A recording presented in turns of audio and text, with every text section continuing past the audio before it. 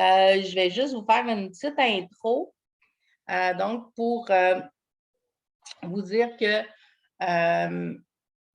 comme vous pouvez voir sur la photo, on va parler d'activités qui sont possibles, puis qui des fois, oui, on le sait, des fois, on le sait un peu moins, mais comme on voit dans les photos, là, ça peut autant être des activités de contemplation, des activités de promenade, même des activités hivernales qui peuvent nous guider. Donc, on va passer à travers toutes sortes d'idées, mais aussi sur comment on se prépare quand on a des limitations puis qu'on veut justement faire des voyages. Alors, autant ici qu'à l'international. Alors, je vais me présenter un peu rapidement, là. Donc, Isabelle Ducharme, je suis présidente du conseil d'administration de Kéroul depuis maintenant 10 ans. Je suis aussi une avide fervente de voyage, de gastronomie, de culture, de toute activité touristique. Vous voyez ici des photos quand je suis allée à Barcelone, quand j'ai accompagné deux personnes, deux Mexicaines jusqu'aux pyramides de Chichén Itzá. Et quand je suis allée aussi faire un voyage en Chine, et nous sommes ici, là, les trois, devant la muraille de Chine. Je suis une personne qui a eu un accident de voiture en 1988. Je suis depuis tétraplégique. Tétraplégique, ça veut dire que j'ai eu une blessure de la moelle épinière au niveau cervical et j'ai donc l'utilisation partielle de mes bras, mais je ne sens rien et je ne bouge rien en bas des épaules. Donc, mes bras, je peux bouger un peu, mais pas dans les airs et puis je ne peux pas ramasser les choses par terre. Et j'ai un petit pointeur quand je dois travailler à l'ordinateur, comme aujourd'hui, pour changer les diapos de ma présentation. Alors, qui est Kéroul? Kéroul est un organisme qui a été fondé en 1979, donc il y a plus de 40 ans, et qui a développé une expertise dans l'accessibilité touristique. Donc, l'objectif, la mission, c'est de rendre le tourisme, la culture accessible aux personnes à capacité physique restreinte, donc de tous les horizons. La vision, c'est d'aider, en collaboration avec le ministère du Tourisme, aider le Québec à devenir une destination attractive et accueillante en respectant les principes du développement durable et de l'accessibilité universelle. On a une très belle notoriété au niveau de l'organisme sur notre façon de fonctionner, mais on a encore un peu de travail à faire pour que le Québec soit une destination complètement accessible universellement. Et on a des valeurs de pragmatisme, d'inclusion, d'empathie, de collaboration et d'engagement. Et ça veut dire autant avec l'industrie touristique qu'avec les gens qui veulent voyager ici, les gens d'ici, mais aussi attirer les gens de l'extérieur. Alors, qu'est-ce qu'on fait si on veut s'organiser un beau voyage? On va y aller d'abord par une réflexion. Est-ce que j'ai déjà voyagé avant? Est-ce que j'ai déjà voyagé avec la situation actuelle que j'ai? Donc, que je sois moi-même une personne en situation de handicap, que j'ai un enfant en situation de handicap, donc, est-ce que j'ai fait des activités, que ce soit dans mon quartier ou au Québec ou à l'international? Déjà, ça va influencer notre réflexion sur qu'est-ce qu'on aime et qu'est-ce qu'on n'aime pas. Hein? Si on en a déjà fait, c'est plus facile. Si on en a déjà fait dans notre nouvelle situation, c'est encore plus facile. Une fois qu'on a réfléchi à tout ça, est-ce qu'il y a des endroits où je suis déjà allée et que je voudrais retourner et explorer autrement? Est-ce qu'il y a des endroits que je ne suis jamais allée et que j'aimerais aller et que je veux savoir quel est le degré d'accessibilité? Et dans mes rêves les plus fous, là, où j'aimerais aller? Par exemple, dans mon cas, j'ai fait plein de voyages ici, à l'international, mais je ne suis jamais allée au Costa Rica et j'ai entendu parler que le Costa Rica, c'est un endroit qui développe beaucoup l'accessibilité touristique. Ah bien, ça devient dans ma liste de rêves. Ça ne veut pas dire que je vais le faire cette année. Cette année, je vais me concentrer encore sur des endroits plus locaux, plus au Québec ou au Canada, parce que on est encore avec nos problèmes de pandémie. Donc, je me sens plus en sécurité. Donc, c'est toutes des réflexions qu'on doit avoir avant même de commencer à penser à planifier un voyage. C'est quoi nos goûts, c'est quoi nos réalités, c'est quoi, qu'est-ce qui nous attire et pourquoi. Par exemple, si vous avez le goût d'aller vous reposer sur le bord d'une plage, ben c'est pas le temps de prendre un voyage sur Paris. Mais si vous avez envie de visiter des musées, ben vous pourriez décider d'aller à des destinations, par exemple, aux États-Unis, Washington, Boston, etc., où il y a des super beaux musées, ou aller en Europe, par exemple, Barcelone, Paris, etc. Donc, vraiment, il faut voir là, quel genre de destination, c'est quoi mes goûts, c'est quoi mes rêves, c'est quoi mes intentions. Puis après ça, on peut y aller par étapes.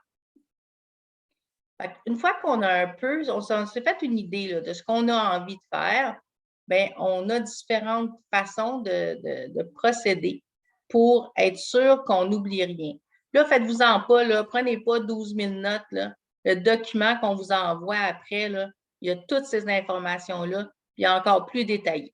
Fait que gênez-vous pas si vous voulez prendre des notes, mais sinon, si vous voulez juste écouter, puis ça vous donne mal à la tête de prendre des notes, là, inquiétez-vous pas. Puis si jamais il y a des choses qui ont été dites, puis que vous vous dites, voyons, je ne le trouve pas dans le document, vous ne vous gênez pas non plus. Vous appelez ou vous nous écrivez les coordonnées, vous allez les avoir dans le document, puis vous allez pouvoir communiquer avec nous. Fait que dans le planifié, on a mis 4 grandes étapes. Donc, qu'est-ce qu'on va faire? Quel genre de budget qu'on a? C'est quoi les transports qui sont disponibles? Puis comment on peut se faire aider? Fait que dans les choses qu'on peut faire, on vous a mis plusieurs suggestions au Québec, sachant que, encore une fois, avec la 6e vague, avec la réalité actuelle, c'est une bonne idée de penser à faire des premières activités au Québec. C'est aussi une bonne façon, si vous n'avez pas fait d'activité encore depuis que vous êtes dans la situation que vous vivez présentement, bien, vous pouvez tester ce que vous aimez ou ce que vous n'aimez pas. Moi, avant mon accident, je détestais les musées. Maintenant que je suis en fauteuil roulant et que je prends un peu plus le temps de faire les choses, j'adore aller dans les musées et puis avoir les audioguides ou avoir des visites guidées. J'adorais faire tout ce qui était activité dans l'eau avant. Maintenant, j'aime mieux être sur l'eau. Je me sens plus à l'aise. Donc, c'est vraiment parce que j'ai fait des tests puis j'ai réalisé qu'est-ce que j'aimais, qu'est-ce que j'aimais pas. Dans les activités que vous pouvez faire au Québec, qu'on vous suggère fortement, il y a, entre autres, à la plage nationale d'Oka, où vous pouvez faire la location de l'hippocampe, donc la petite chaise que vous voyez. Elle ne va pas dans l'eau, mais elle va au moins sur la plage. Vous pourriez mettre des roues sur le bord dans l'eau, mais pas l'immerger complètement. Il y a des modèles qui existent où le fauteuil roulant peut aller complètement dans l'eau. Mais c'est une belle façon d'être avec la famille sur la plage et vous avez là la possibilité d'en avoir un disponible. Mais si jamais c'est quelque chose qui vous intéresse, il y a des endroits comme la maison André Vigée à Montréal où vous pouvez louer ce genre d'équipement-là. D'ailleurs, la plage nationale d'Oka se situe dans le parc national d'Oka qui offre une multitude d'options d'accessibilité. Vous avez aussi au parc national du Mont-Saint-Bruno le Cartus, qui lui est fait plutôt pour aller faire des randonnées en montagne. Donc, il permet de rouler plus facilement qu'avec un fauteuil roulant régulier. Et c'est plus facile aussi pour la personne qui nous pousse. C'est plus stable, c'est plus solide, les poignées sont à la bonne hauteur, etc. Et vous avez le Parc national d'Ayamaska où vous avez la possibilité de louer des vélos adaptés, des vélos à main. Vous avez aussi, n'oubliez pas, d'autres parcs qui peuvent vous offrir la location de ces équipements-là. Et tout ça, vous pouvez le retrouver sur nos sites web.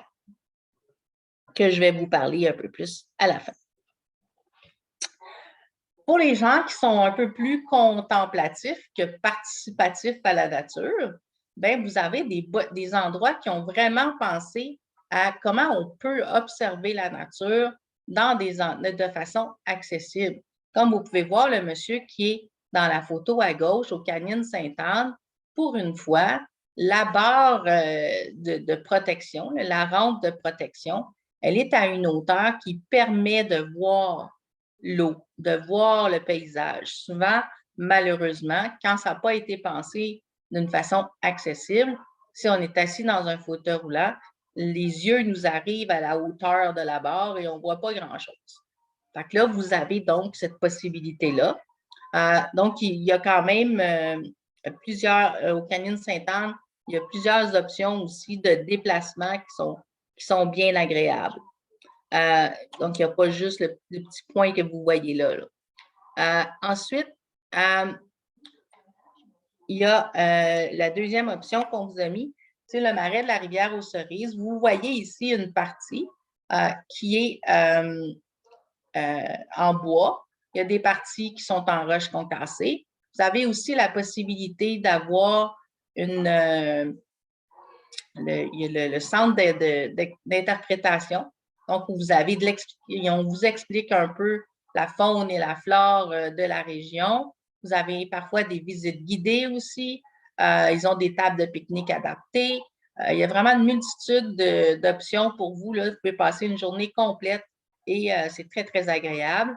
Et finalement, à droite, vous avez le bois de l'Équerre à Laval, où là, il y a un sentier de un petit peu plus qu'1 kilomètre sur la grandeur du sentier qui a été adapté pour être plus facile pour une personne qui veut se déplacer avec une aide à la mobilité. Et il y a aussi ce bel espace où on a un centre d'observation avec des bancs, avec encore une fois des rampes qui sont de la bonne hauteur, là, des rampes de protection et qui permettent de bien voir le paysage. Donc, vous pouvez vous asseoir, prendre votre petite collation et observer là, avant ou après votre randonnée.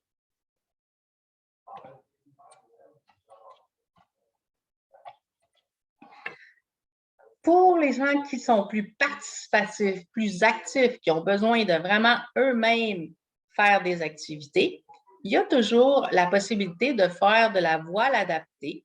Il y a le point premier qui est à Pointe-Claire. Il y a une seconde édition à Magog. Vous avez donc la possibilité de transférer dans un voilier. Ils ont les installations, comme vous pouvez voir, avec un lève-personne. Ils ont des bénévoles sur place. Que ce soit pour vous, pour votre enfant, peu importe, il y a toujours des gens qui sont formés pour accompagner. On peut être simplement passager, mais on peut aussi suivre le cours et être nous-mêmes la personne qui contrôle le voilier. Il y a toutes sortes de façons. Le monsieur qui a parti cette organisation-là, lui, conduit son fauteuil roulant au souffle. Donc, il conduit avec l'équivalent d'une paille, comme il fait avec son fauteuil roulant. Il fait de la compétition. Dans mon cas, il y a des façons aussi avec la manette pour conduire, qu'elle soit adaptée pour que j'ai un gant qui va tenir sur la manette vu que mes doigts ne bougent pas. Donc, ça peut être vraiment intéressant. Il y a aussi la planche à pagaie avec l'organisme OUSIJA qui permet donc d'être accompagné et de soi-même faire la pagaie ou simplement d'être en passager et que quelqu'un d'autre va pagayer pour nous. Et toujours donc les courses partagées qu'on peut faire aussi, comme vous pouvez voir ici. Donc, il y a vraiment une belle panoplie d'activités que vous pouvez faire. Pour ceux qui n'étaient peut-être pas au courant, il y a aussi beaucoup d'activités qu'on peut faire en hiver, entre autres le ski adapté. Il y a beaucoup de monts au Québec qui offrent la possibilité de faire du ski adapté. Certains vont le faire avec des moniteurs qui sont sur place en tout temps.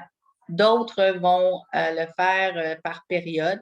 Donc, très, très important sur tout ce que je vais vous dire, de toujours valider s'il y a des heures d'ouverture, s'il y a des gens pour nous accompagner les journées qu'on veut y aller, etc.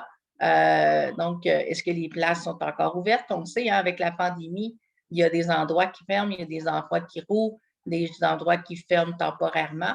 Donc, toujours important de vérifier. Il y a aussi, et sachez que pour le ski, ça peut se faire autant pour une personne qui est capable de se tenir debout, mais qui manque d'équilibre. Il y a différents équipements, là. Si on est capable de tenir les bâtons de ski et de contrôler nous-mêmes ou pas, on peut être avec un guide qui lui-même va contrôler le ski. Donc, il y a vraiment toutes sortes d'options. Il y a le traîneau à chien, donc dans la région de Rawdon, où là, on est installé, ils ont tout ce qu'il faut pour qu'on soit bien au chaud, bien sécuritaire. Et finalement, vous avez à droite, à la capitale nationale, la motoneige adaptée. Donc, ce qu'on voit, c'est le monsieur qui est assis, qui va partir avec la motoneige. Son fauteuil roulant est en arrière de la motoneige et c'est lui qui va donc partir avec la motoneige. Donc, c'est des options qui peuvent être excitantes pour bien du monde. Pour des gens qui sont peut-être plus... moi, j'aime ça en apprendre sur la nature, j'aime ça en apprendre sur l'agriculture, etc. Il y a différentes autres options qui sont disponibles au Québec. Par exemple, l'autocueillette. Il y en a à Montérégie, il y en a à l'île d'Orléans. L'autocueillette se fait avec ce qu'ils appellent des arbres nains, donc des pommiers nains, des poiriers nains. Et là, à ce moment-là, même si on est assis dans un fauteuil roulant, même si on est de petite taille, on n'est pas obligé de monter dans une échelle. On n'est pas obligé de demander à quelqu'un d'autre de prendre la pomme qu'on veut pour nous parce que les arbres sont plus bas que d'habitude. Vous avez aussi au milieu la terre des bisons, où là, on en apprend un peu plus sur les bisons, qu'est-ce qu'ils mangent, comment on s'occupe d'un bison, etc. Et ensuite, on a dans les Laurentides, donc la culture des abeilles. Pour les gens qui sont un peu plus intérieurs, il y a beaucoup de musées au Québec qui ont toutes sortes d'adaptations. Par exemple, pas écrit ici, mais le musée, le Centre des sciences à Montréal a maintenant des matinées apaisantes qui sont réservées pour les gens qui ont besoin d'une visite plus tranquille, qui sont dérangés par les mouvements de foule, etc. Donc, il y a plusieurs musées maintenant, là, si vous vous informez, qui offrent des façons adaptées comme ça de faire des visites sans être dérangé par le mouvement habituel qu'il y a dans un musée. Donc, vous avez, j'ai dit qu'on ne l'avait pas, mais il est là, le Centre des sciences à droite. On a aussi la Cité de l'énergie à Shawinigan et le musée amérindien de Mastouillache. Ça fait 3 fois que j'essaie de trouver comment le prononcer. Je vais finir par le trouver. Donc, on voulait vous présenter des endroits, des fois peut-être moins connus, ou des endroits peut-être aussi qu'on sait qu'ils existent, mais on a oublié. Mais ce sont des endroits vraiment qui portent l'accent sur l'importance de l'accessibilité. Et bien sûr, ça, c'est tout ce que je vous nomme, c'est juste quelques exemples. Gardez en tête qu'il y en a plein quand vous allez sur nos sites web puis dans nos brochures. À l'international, je vous dirais que si vous n'avez jamais voyagé à l'international, parmi les bons trucs à vous donner, la croisière, que ce soit avec un enfant, que ce soit en tant qu'adulte, si on est un peu insécure de voyager à l'international, c'est une façon de voyager et de s'assurer, si on a des inquiétudes médicales, par exemple, il y a toujours un service médical sur place. Il y a des employés qui parlent plusieurs langues, donc vous allez être capable de vous faire comprendre en français. Fait que si vous partez pour une croisière, que ce soit en Europe ou vers les Antilles ou peu importe la langue locale, sur le bateau, sur le navire, vous allez être capable de vous faire comprendre. Si vous avez besoin d'apporter des équipements médicaux, c'est jamais compliqué non plus.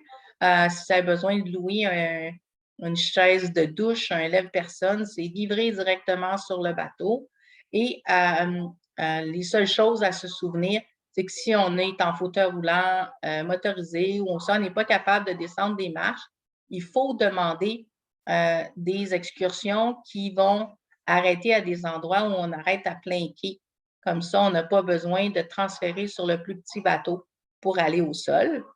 Si on n'a vraiment aucune idée dans quelle ville on veut aller ou dans quel pays on veut aller, bien, une des façons de réfléchir, c'est de choisir une destination qui a eu les Jeux olympiques parce que automatiquement, il y a eu à y avoir des Jeux paralympiques.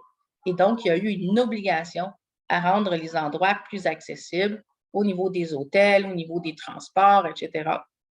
Donc, c'est une belle option, comme par exemple Barcelone. Barcelone, je vous dirais, l'Espagne est quand même assez bien développée au terme d'accessibilité, mais pas, même si on va à Londres, si on va dans des endroits comme ça où il y a eu des Jeux olympiques, c'est toujours une bonne idée.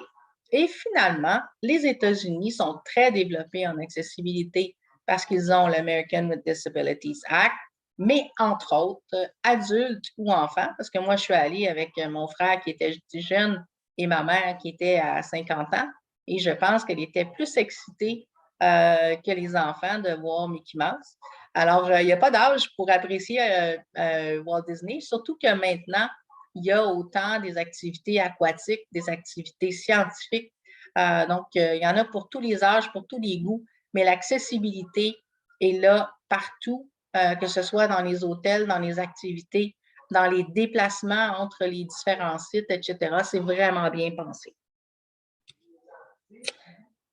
Bon, une fois qu'on s'est demandé qu'est-ce qu'on a envie de faire, il faut regarder un peu notre budget.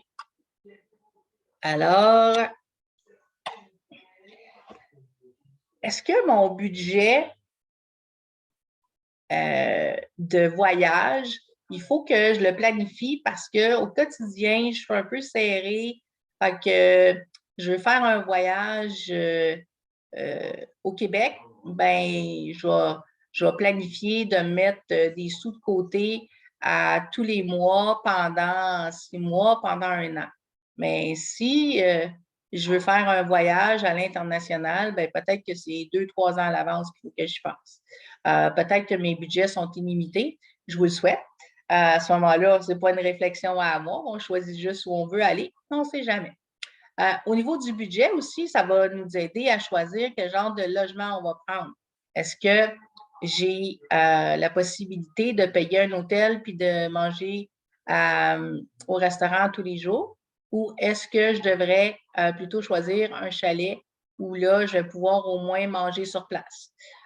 Choisir aussi ses niveaux de transport, parce que peut-être que c'est plus simple de prendre la voiture au Québec, mais peut-être qu'on aime mieux prendre le train.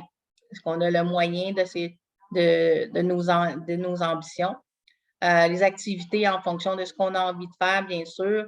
Peut-être qu'on a besoin de planifier plus de budget si on sait qu'on va aller visiter plein de musées et qu'il y a des frais d'entrée à chaque fois. Mais peut-être que si on veut juste aller faire du plein air, bien là, on a moins besoin de budget. Puis les saisons touristiques aussi, plus on y va en haute saison, plus on va payer cher. Fait que si on sait qu'on a un peu moins de budget, ben aller en Europe au mois d'avril va coûter moins cher que d'aller en Europe au mois de juillet. Fait que c'est toutes des réflexions à avoir avant même de décider où on va aller, quand on va y aller et qu'est-ce qu'on va faire.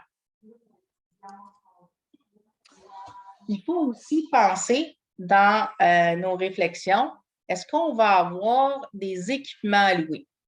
Par exemple, moi, chez moi, j'ai un lève-personne au plafond, puis j'ai des gens, des fois, qui pensent que dans les hôtels, il y a des lève-personnes. Le seul hôtel que je connais jusqu'à maintenant, les seuls hôtels que je connais jusqu'à maintenant qui ont des lève-personnes sur place, ce sont quelques hôtels à Las Vegas, où là, c'est un lève-personne au plafond.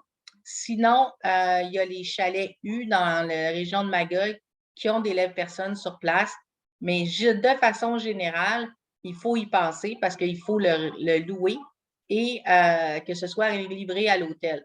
C'est un peu la même chose pour des chaises de douche, pour tout ce qu'on pourrait avoir comme équipement à la maison, mais qu'on ne veut pas traîner avec nous, parce que oui, des fois, il y en a des chaises de voyage, il y en a des lève-personnes de voyage, mais c'est un peu pesant, c'est un peu difficile.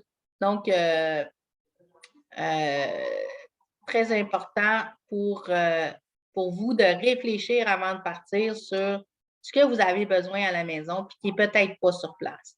Puis quand vous allez faire vos réservations, vous pouvez quand même demander s'ils en ont, parce que des fois, ce n'est pas affiché, mais ils en ont. Mais prenez ça en considération parce que louer un lève-personne puis une chaise de douche, dépendant des destinations, des fois, ça m'a coûté 100 $, puis d'autres fois, ça m'a coûté 250 $. Puis une fois, j'ai réussi à l'avoir en prêt par un organisme qui était dans la région de Washington. Fait que ça dépend vraiment à chaque fois de où on va. Quand on pense à combien ça va nous coûter quand on va voyager, bien, inévitablement, il faut aussi penser à l'accompagnement. Est-ce que si vous voyagez avec votre enfant, est-ce que vous êtes capable à vous seul de vous en occuper? Est-ce que vous allez avoir quand même besoin de quelqu'un d'autre parce que c'est très exigeant, parce qu'il y a certaines choses que vous n'êtes pas capable de faire par vous-même, qui sont habituellement faites par une infirmière ou des choses comme ça? Fait que là, il faut voir, est-ce qu'il y a déjà une infirmière qui vient à domicile puis qui pourrait être intéressée à faire le voyage avec vous? Certains vont accepter de le faire parce qu'ils ont le plaisir de faire un voyage, vont accepter de le faire bénévolement. D'autres vont demander une compensation parce qu'ils ont quand même des factures à payer, etc. Et ils ont une perte de revenus pendant qu'ils partent en voyage. Ça peut être aussi des agences, donc du Québec, qui ont des personnes intéressées. Et ça aussi, là, on l'a sur notre site web et dans le document. Et ça peut aussi, à l'occasion, moi, quand je suis allée 1 mois en Australie et que j'étais beaucoup plus jeune et que ça me dérangeait moins d'avoir quelqu'un que je connais moins pour m'occuper de moi, il y a la possibilité de faire affaire avec des agences à destination. Si vous savez que vous n'avez pas besoin de quelqu'un plus que pour donner une injection par jour, par exemple, mais ça se fait très bien. Réservez ça à distance et rendu à destination, vous avez la personne pour donner le service et vous n'avez pas eu à payer un billet d'avion, un billet de train ou peu importe, puis de l'hébergement pendant que vous êtes parti. Fait que ça se fait. Entre autres, je sais que si vous êtes des fervents de Destination Soleil, dans la région de Cancun, il y a un endroit qui s'appelle, une entreprise qui s'appelle Cancun Accessible et ils ont autant les véhicules adaptés que la location d'équipements et le personnel disponible si vous en avez besoin. Donc, au niveau des transports, qui est souvent un gros problème si on se déplace en fauteuil roulant et qu'on n'est pas capable de se transférer dans un véhicule régulier, bien, sachez qu'il y a la possibilité de louer des voitures. Il y a des voitures comme celle que vous voyez ici avec la rampe d'accès. Ces voitures-là, pour l'instant, au Québec, il y a seulement la location Jean Légaré qui les loue. Et c'est donc à Montréal. Par contre, si vous vous êtes capable de conduire, mais avec une conduite manuelle, donc avec ce qu'on met après le volant pour pouvoir conduire, il y a des compagnies comme Enterprise qui le permettent au Québec. Si vous allez à l'international, il y a plein d'endroits où vous pouvez louer ce genre de véhicule. Par exemple, aux États-Unis, il y a plein de villes, c'est toute la même compagnie, vous pouvez louer un véhicule adapté comme celui-là. Puis sachez que si vous partez avec votre propre véhicule, que ce soit ailleurs au Canada, aux États-Unis ou dans le monde, votre vignette de stationnement va être reconnue, même dans d'autres pays. C'est une entente internationale. Si vous vous déplacez ici au Québec ou ailleurs, il faut aussi penser à quel genre de transport on va utiliser. Donc, il faut s'informer. Si on pense qu'on va se déplacer en autobus, est-ce que les autobus sont enclenchés à baisser? Moi, quand je suis allée à Washington, Vegas, à Vancouver, à Calgary, même en Espagne, même en Chine, en Australie, j'ai tout le temps pu utiliser l'autobus parce qu'il y avait des planchers à baisser. Parfois, c'est un autobus sur 3, un autobus sur 4. Des fois, il faut attendre un petit 5-10 minutes de plus pour le prochain autobus. Mais de façon générale, c'est très important de s'informer dans l'endroit où vous allez s'ils sont disponibles. Parce que même le métro, il y a des gens qui viennent, par exemple, des gens d'autres pays qui arrivent ici, puis ils savent qu'on a un métro, puis ils pensent que notre métro à Montréal est complètement accessible. Oups! Ils deviennent un peu surpris quand ils réalisent qu'il y a à peu près même pas le quart des stations qui sont accessibles en ce moment. Si vous avez droit au transport adapté ici au Québec, dans votre municipalité, sachez que si vous allez pour un séjour, peu importe la ville au Québec, vous avez le droit au transport adapté de la ville que vous allez visiter. Il s'agit de demander à l'avance un numéro temporaire de voyageur. Attention, le transport adapté n'est pas disponible de la même façon dans toutes les régions, par exemple. Donc, il faut s'informer. Montréal, Québec, c'est assez facile, c'est toute la journée, mais il y a certaines destinations où le transport adapté n'est pas disponible aussi instantané et toute la journée. Et finalement, il y a les taxis accessibles aussi qui existent avec la compte d'accès ou avec des chauffeurs qui sont formés, par exemple, pour prendre le fauteuil roulant et le mettre dans la valise. Dans le cas des taxis accessibles, c'est encore une autre chose qu'il faut vérifier. Au Québec, à Montréal, on en a, mais souvent, il faut quand même réserver la veille. On peut faire une tentative le jour, mais ce n'est pas toujours évident. Donc, plus on s'éloigne des villes, plus c'est complexe. Par contre, vous avez plein d'endroits où c'est facile, comme par exemple Ottawa. J'ai toujours eu des taxis en dedans de 10 minutes. Vancouver, Calgary, la même chose. Aux États-Unis, dans la plupart des grandes villes aussi. Donc, c'est vraiment une question de s'informer comment ça fonctionne localement. Dans les transports interurbains, bien, au Canada, on a Via Rail qui offre un service. Vous voyez ici là, la petite plateforme qui permet de descendre du train. Bien, ça, c'est quand on arrive dans des plus petites villes où il n'y a pas une vraie gare et où le train ne peut pas être à la hauteur. Quand vous arrivez à Québec, vous arrivez de plein pied. Vous n'avez pas besoin de cette petite plateforme-là. À Montréal, il faut prendre un ascenseur et ou la plateforme qui descend les marches. Donc, c'est des services qui sont quand même bien adaptés. Ils ont maintenant des nouveaux wagons qui devraient être en fonction à partir de mai, où on va pouvoir avoir plusieurs personnes en fauteuil roulant dans un même wagon. Mais dans la majorité des trains encore au Québec, au Canada, c'est une personne à la fois par wagon. Fait qu'il faut réserver à l'avance. C'est de l'où l'importance de planifier à l'avance. Et l'accompagnateur est gratuit à condition que vous ayez rempli un papier. Donc, ça peut être intéressant de choisir le train au lieu de l'avion, par exemple, pour aller jusqu'à Toronto ou pour aller toute destination au Canada, parce qu'on sait qu'on va payer un billet au lieu de 2. Et c'est la même chose pour les autocars. Et si vous allez en avion au Canada, c'est la même loi. L'accompagnateur est gratuit à condition que la personne handicapée ait besoin d'un accompagnateur. Et il y a toujours, malheureusement, un formulaire pour chaque compagnie aérienne et pour pour le train et pour l'Association des transporteurs interurbains. Transport maritime, donc je vous ai déjà parlé des grosses croisières. Mais là, on parle des petites croisières touristiques. C'est important de s'informer. Certaines sont accessibles. La majorité du temps, c'est plus difficile côté toilettes ou accès au restaurant, mais il y en a certains qui sont possibles. Donc, important de vous informer. Côté traversier, c'est plus facile. Il y a plus d'accessibilité. Encore là, vous pouvez aller voir sur le site web de Kéroul, mais c'est des options qui peuvent être intéressantes pour faire du tourisme. Enfin, quand on va voyager, on a de la planification à faire.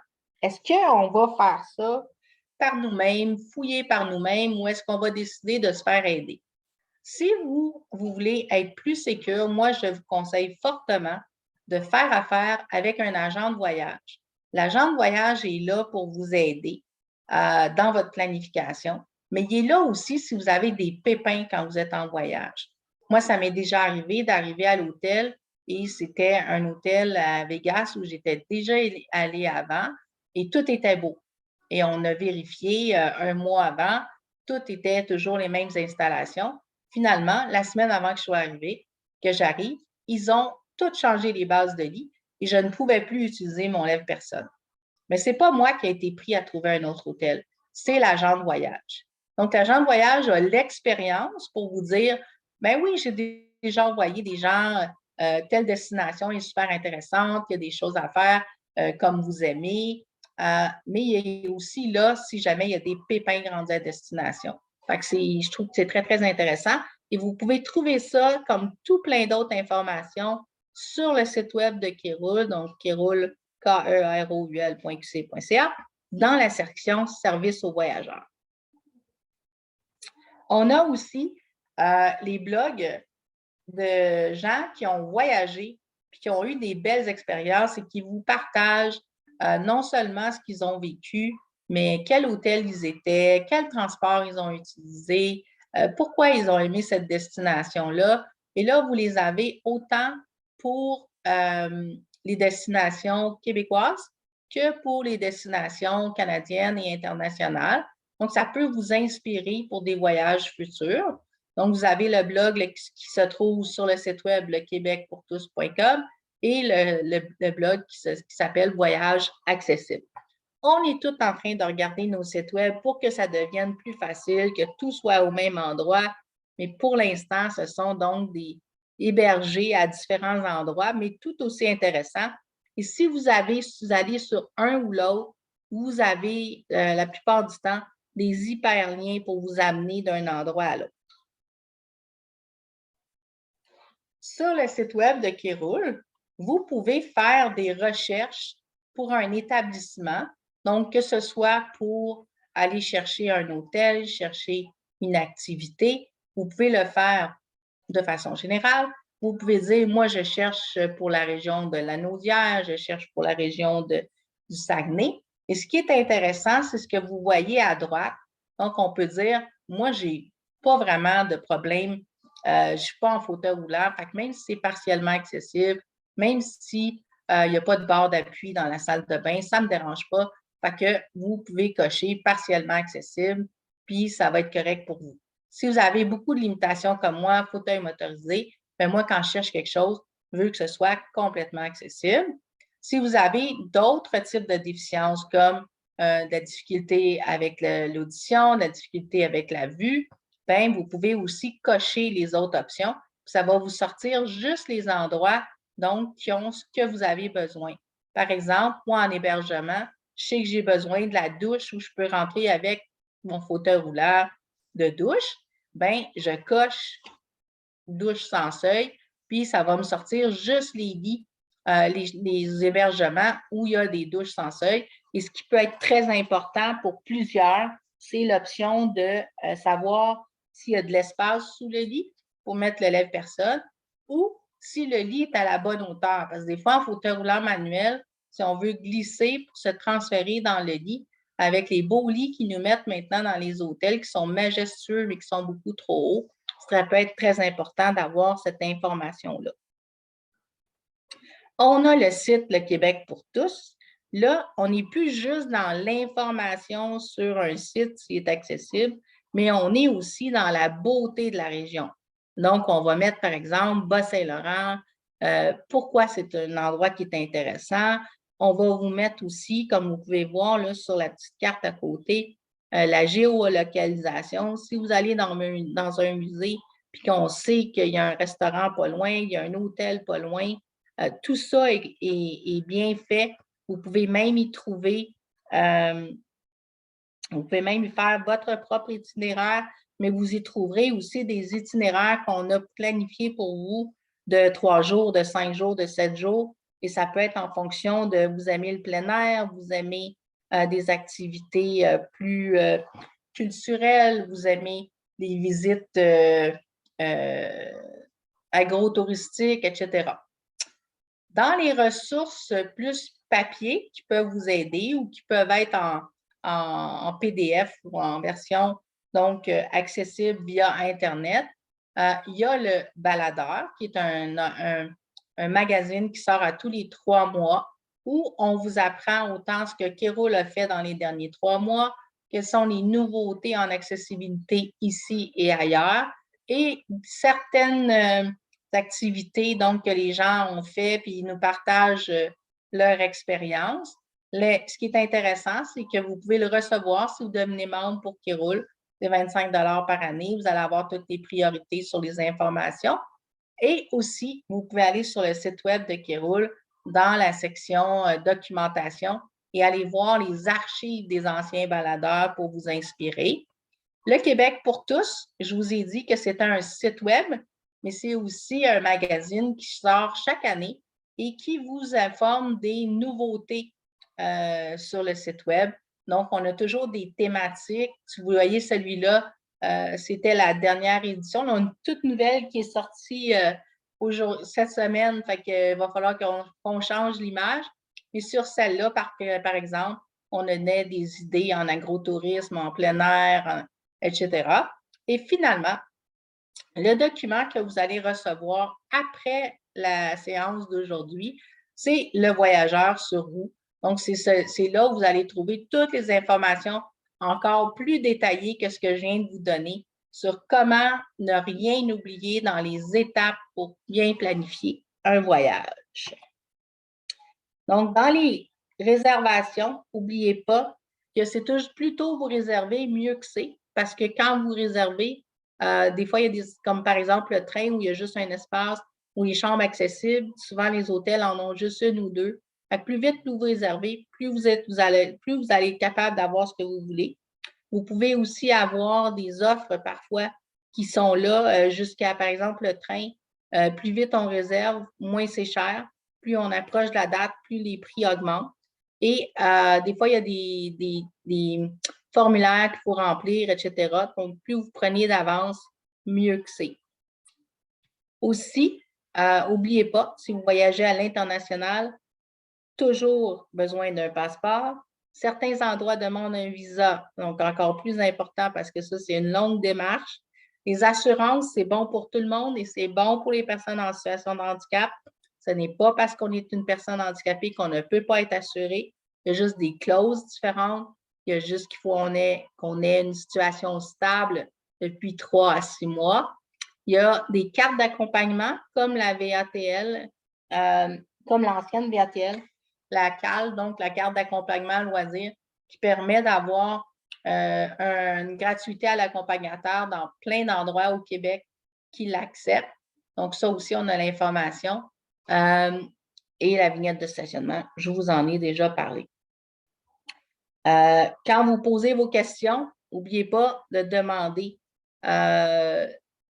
les besoins, sachant vos besoins, de poser des questions non seulement en fonction du lieu général, si vous allez réserver un hôtel, est-ce que le restaurant est accessible dans l'hôtel, la chambre en fonction de vos besoins spécifiques et la salle de bain. Parce qu'il ne faut pas supposer que parce qu'on a pris une chambre accessible, qu'elle va avoir ce qu'on a besoin. Il faut vraiment poser des questions. Quand vous allez faire vos bagages, vous faites vos bagages comme tout le monde, mais idéalement, séparez. Si vous avez, par exemple, de la médication à prendre, mettez-en dans votre bagage, puis mettez-en dans votre sac que vous traînez avec vous. Comme ça, vous ne perdrez jamais tout. Vous traînez tout ce qui est absolument nécessaire pour les premiers 24 heures à 48 heures de voyage avec vous. Comme ça, si vous perdez votre valise, encore une fois, il n'y a pas de problème. Si vous avez un fauteuil roulant et que vous avez des aides à la mobilité, bien, ça peut être important de traîner aussi là, ce qu'il faut pour le réparer en cas de bris. Et essayez aussi d'avoir le nom d'un organisme à destination. qui peut vous aider si jamais vous avez des problèmes. Et avec le temps de COVID, bien, rappelez-vous que le Québec, c'est une des meilleures solutions. On n'a pas besoin d'être rapatrié. Plus vous réservez rapidement, plus il va y avoir d'espace parce qu'on risque d'avoir un reconfinement. Vérifiez l'ouverture des établissements. Il y en a qui vont changer leurs heures d'ouverture à cause de la limite de nombre de personnes qu'ils vont pouvoir avoir. Et prévoyez plus de temps en fonction de ça.